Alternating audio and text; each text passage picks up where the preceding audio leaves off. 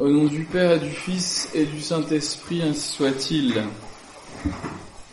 Hier, nous avons commencé le chant de ces fameuses antiennes eaux, antiennes préparatoires à cette fête de Noël. Donc tous les soirs, l'antienne Magnificat qui donne le ton et le sens, la méditation à ce cantique de la Très Sainte Vierge qui est chanté tous les jours à l'office des vêpres.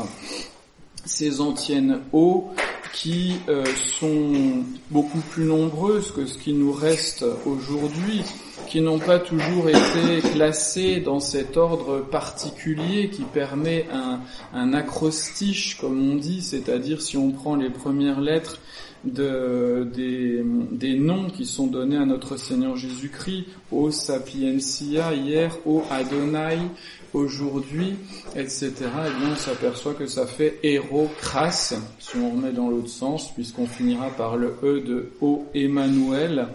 Eh bien, je serai présent demain. Aujourd'hui, donc, nous chanterons l'antienne O Adonai et Dux Domus Israël. O Adonai est chef de la maison d'Israël, qui est apparu à Moïse dans le buisson ardent de feu, et qui lui avait donné la loi sur le mont Sinaï. Venez pour nous racheter par votre bras étendu. Chacune de ces antiennes, elles ont été reclassées par l'Église d'une façon assez intéressante, non seulement par rapport à cet acrostiche, mais par rapport aux invocations, aux noms qui sont donnés à notre Seigneur Jésus-Christ qui arrive. On commence par la sagesse éternelle, le Verbe de Dieu étant la sagesse éternelle. On continue avec le Seigneur de l'Ancien Testament, Adonai. Et puis, on passe à l'ascendance davidique de notre Seigneur Jésus-Christ, c'est-à-dire au radix Yessé, le père du roi David, au clavis David, antienne également qui fait suite. Et après, on a le soleil qui va se lever sur les nations au Oriens, puis le roi des nations au Rex Gentium, et enfin on termine par cette antienne ô Emmanuel, ô Dieu avec nous. Donc on voit que l'Église a reclassé convenablement, si on peut dire, ces antiennes, ou du moins en les reclassant, elle nous donne véritablement un sens et une méditation à ces jours qui nous séparent de la fête de Noël. Penchons-nous quelques instants donc sur l'antienne d'aujourd'hui, ô Adonai.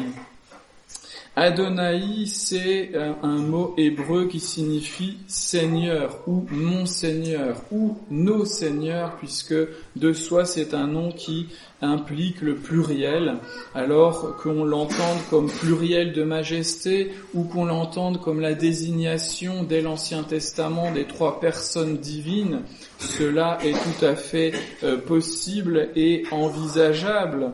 Cela signifie simplement Seigneur, Adonai, et Dux Domus Israël. Dux, c'est celui qui conduit.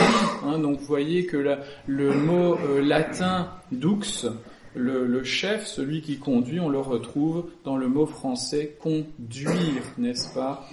Conducere, c'est-à-dire conduire. Donc le bon Dieu et notre Seigneur Jésus-Christ est invoqué dans chacune de ces antiennes.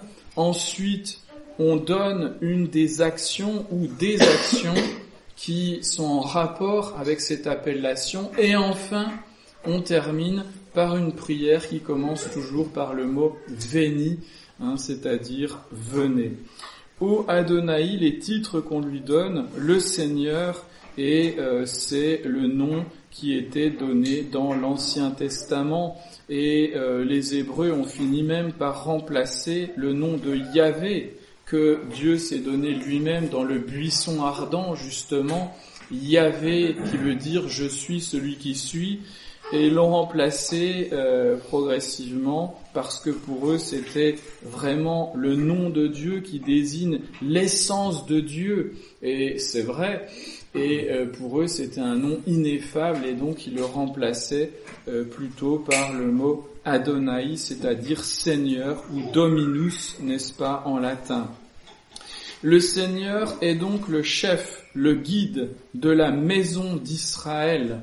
La maison d'Israël, eh bien, ce sont tous les descendants d'Israël, c'est-à-dire Jacob, la postérité d'Abraham, et de cette postérité de Jacob, d'Israël, vont naître les 12 tribus, justement, d'Israël, et ces 12 tribus qui représentent évidemment l'Israël, le véritable Israël, c'est-à-dire l'Église, à savoir donc tous ceux que notre Seigneur Jésus-Christ a appelés dans son Église. Donc il ne faut jamais restreindre, bien évidemment, au sens de l'Ancien Testament, et il faut voir l'Israël spirituel, comme le rappelle d'ailleurs à de nombreuses reprises l'apôtre Saint Paul, en nous désignant comme étant les véritables fils d'Abraham, nous, parce que nous partageons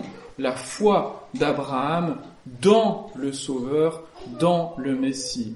Donc le véritable Israël, ce n'est pas un Israël matériel qui descend matériellement, physiquement, charnellement. Le véritable Israël, ce sont les enfants de Dieu, les enfants de notre Seigneur Jésus-Christ, c'est-à-dire ceux qui ont été rachetés par lui. Donc nous pouvons chanter, nous, en tant que véritable maison d'Israël, aujourd'hui, cette antienne, en nous rappelant que la maison d'Israël, dans l'Ancien Testament, avait un but. Ce choix d'un peuple avait un but. Ce but, c'était de préserver les principes de la véritable religion dans un peuple pour que le Messie puisse naître dans ce peuple et étendre son message à toutes les nations sans exception. Et donc le véritable Israël est représenté par cet Israël, le peuple choisi par notre Seigneur Jésus-Christ, c'est-à-dire tous ceux qui adhèrent à lui par la foi et par le baptême et par l'obéissance, la soumission à la Sainte Église catholique, apostolique et romaine. C'est de cette manière que nous pouvons appeler notre Seigneur Jésus-Christ notre Seigneur et notre chef. Qu'a-t-il fait notre Seigneur, le bon Dieu, la deuxième personne de la Sainte Trinité, avec les deux autres personnes de la Sainte Trinité, dans cet Ancien Testament, avec ce peuple d'Israël? Eh bien, il a apparu à Moïse dans les flammes du buisson ardent, et il a donné sa loi au Sinaï. Deux manifestations de Dieu, manifestation personnelle à Moïse et manifestation plus générale au peuple choisi, au peuple hébreu sur le mont Sinaï. Deux manifestations marquées par la lumière du buisson ardent, la lumière qui brillait notamment par les éclairs et sur la face de Moïse, à tel point que les Hébreux devaient se cacher, tellement ils resplendissaient de cette gloire divine après avoir reçu le décalogue sur le mont Sinaï. Il y a dans ces deux éléments la lumière, comme le dit Saint Jean, que notre Seigneur Jésus-Christ est venu apporter en ce monde. Et non seulement apporter, mais Saint Jean nous dit qu'il est la lumière.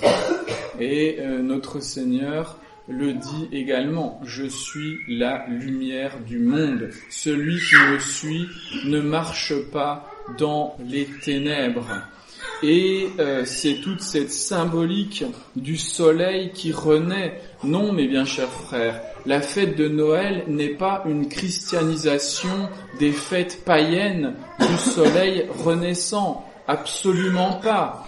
La fête de Noël, c'est la véritable signification du soleil qui renaît. La signification qui est la naissance, l'apparition au monde du soleil de justice, notre Seigneur qu'on appellera dans quelques jours dans cette antienne au Oriens, au soleil levant. Mais donc voyez que cette symbolique de la lumière est déjà présente dans le buisson ardent qui brûle sans se consumer, représentatif de l'éternité divine, de la chaleur, de la bonté, de l'amour divin, évidemment, et cette face resplendissante de Moïse après avoir reçu les commandements. Donc, manifestation de Dieu dans le buisson ardent, évidemment, manifestation de Dieu, de notre Seigneur Jésus-Christ, le jour de Noël, puisqu'il apparaît aux yeux du monde, effectivement d'une manière très humble, au berger, mais les anges sont quand même présents. Mais il y a une étoile qui va signaler dans le ciel cette naissance du soleil de justice, notre Seigneur Jésus-Christ.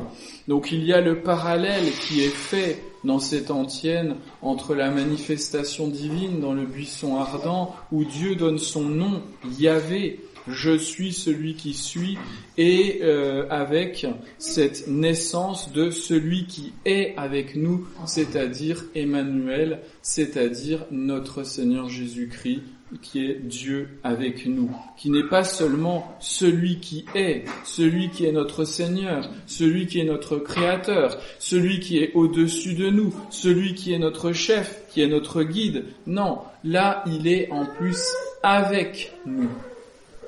Et il y a le parallèle avec la loi qui est donnée. Sur le mont Sinaï, Dieu donne la loi à Moïse. La loi, c'est le décalogue, ce sont ces 10 paroles, ces 10 commandements qui sont un résumé, en fait, de toute la loi qui est donnée à Moïse. De même que le décalogue importe, premièrement, des préceptes qui font partie de la loi naturelle. Ce n'est pas un pur décret divin positif, c'est simplement un rappel de la loi naturelle qui découle de la nature même des choses, des êtres, et en particulier de la nature même de l'homme et de son rapport à Dieu et de son rapport aux autres hommes.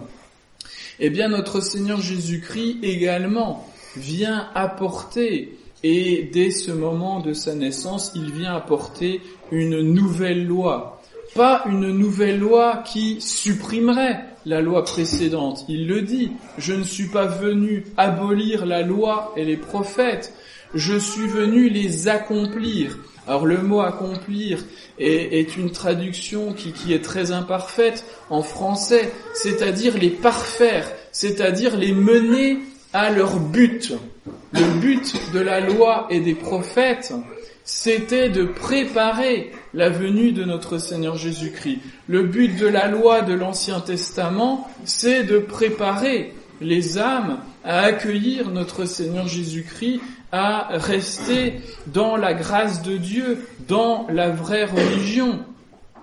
Le but des prophètes était d'annoncer notre Seigneur Jésus-Christ. Par conséquent, quand notre Seigneur Jésus-Christ est là, la loi et les prophètes sont accomplis dans ce sens qu'ils sont parvenus au but pour lequel ils étaient faits. Et là, il y a le prophète par excellence, parce qu'il est le Fils de Dieu, le Verbe de Dieu. Et il y a la loi par excellence, c'est-à-dire la loi évangélique, qui ne vient pas abolir la loi précédente, notamment le décalogue. Ça vient abolir toutes les petites lois de l'Ancien Testament, bien sûr, des prescriptions légales, voire légalistes, voire certaines qui d'ailleurs ne sont pas dans la loi de Moïse, mais ont été rajoutées, notamment par la caste des pharisiens, ceux qui se considéraient ou qui voulaient être le plus pur possible, d'ailleurs pas nécessairement à la base dans un sens négatif, mais ils voulaient tellement être purs qu'ils ont fini, à l'époque de notre Seigneur, dans un formalisme légaliste. Notre Seigneur Jésus-Christ, là, est venu abolir ces petites lois et élever à un niveau supérieur, comme il le dit. Donc là encore, magnifique composition de la Sainte Église dans cette antienne eau, parce que effectivement, notre Seigneur Jésus-Christ, quand il vient au monde, ce que nous rappellerons dans une semaine, il vient éclairer tout homme qui vient en ce monde, et il vient en particulier établir la loi nouvelle, c'est-à-dire la loi évangélique, qui va exprimer particulièrement à travers ses enseignements, que ce soit le sermon sur la montagne, ses paraboles, mais également ses exemples. C'est non plus une loi de crainte, mais c'est une loi d'amour, et notre Seigneur Jésus-Christ d'ailleurs nous montre cet amour dans ce mystère de l'incarnation. La conséquence, eh bien, c'est la prière. Cette prière en relation avec la délivrance du peuple hébreu de la terre d'Égypte. C'est une réalité, cet asservissement du peuple hébreu en Égypte. C'est une réalité historique. Mais là encore, il y a derrière cela une image d'une autre réalité, c'est-à-dire l'esclavage du péché. Et cette symbolique est amplement utilisée par la Sainte Église, mais elle est utilisée par la Sainte Église parce que elle est déjà montrée par notre Seigneur Jésus-Christ dans les évangiles, et parce qu'elle est montrée spécialement d'une façon encore plus claire par les saints apôtres dans leurs épîtres, notamment bien sûr l'apôtre Saint Paul. Donc nous sommes ce peuple hébreu. Nous sommes ce peuple hébreu qui va être délivré par Moïse, le vrai Moïse, c'est-à-dire notre Seigneur Jésus-Christ. Moïse qui signifie sauveur également. Nous sommes donc sauvés par notre Seigneur Jésus-Christ. C'est pour ça que nous lui demandons de nous délivrer, de nous racheter ici, rédimere, qui a donné le mot rédemption. Le mystère donc de la rédemption, c'est-à-dire de notre rachat de l'esclavage du péché. Eh bien, de même que Moïse, après avoir eu cette révélation du buisson ardent, va retourner en Égypte pour délivrer au nom de Dieu le peuple d'Israël, va lui faire traverser la mer Rouge à pied sec, image de notre baptême, et ensuite va les conduire jusqu'au mont Sinaï, ce mont béni de la révélation divine, de la loi divine. Eh bien, vous voyez que nous devons faire et nous devons refaire en permanence le même cheminement. Et qui est-ce qui nous fait faire ce cheminement? Qui est-ce qui nous conduit? Qui est-ce qui nous donne les grâces pour faire ce cheminement? C'est notre Seigneur Jésus-Christ, en tant que véritable Moïse, véritable sauveur. C'est lui qui nous rachète de l'esclavage, du péché. C'est lui qui nous fait passer à travers les épreuves de la vie, les difficultés, à travers l'adversité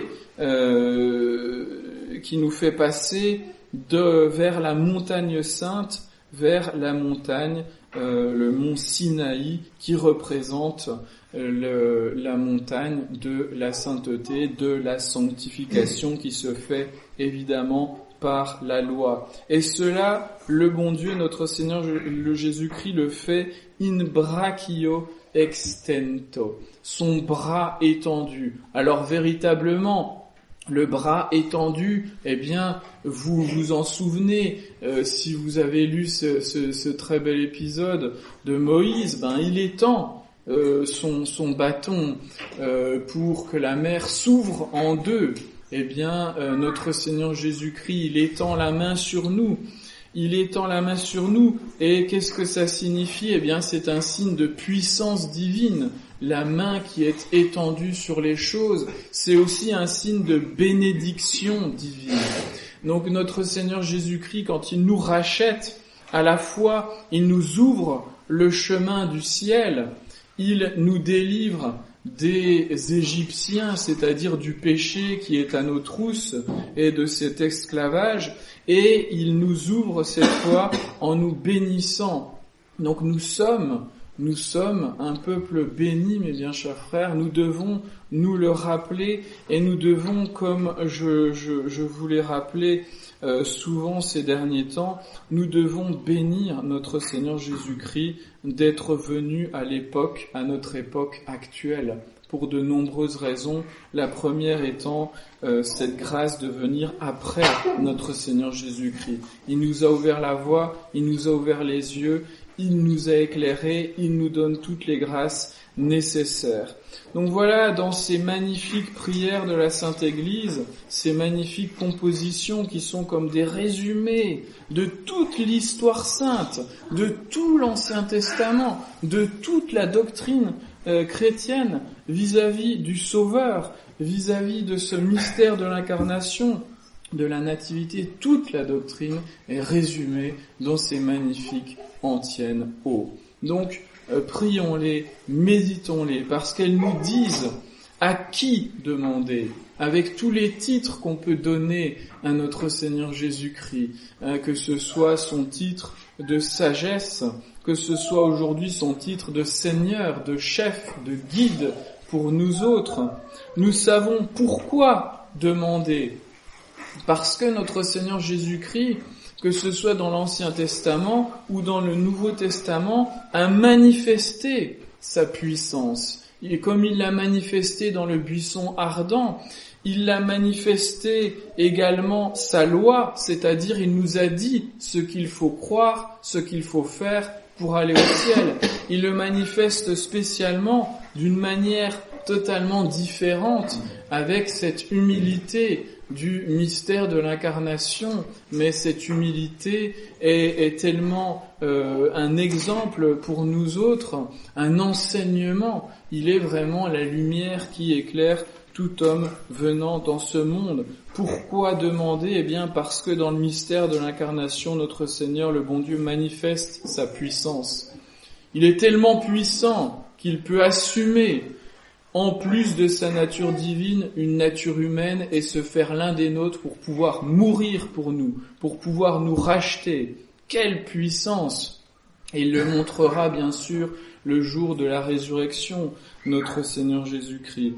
Et pourquoi demander? Eh bien parce que il nous a montré le chemin. En tant que chef, il nous a donné la voie. La voie, c'est la voie évangélique. C'est la voie de son enseignement et de ses exemples dans les évangiles. Et que demander?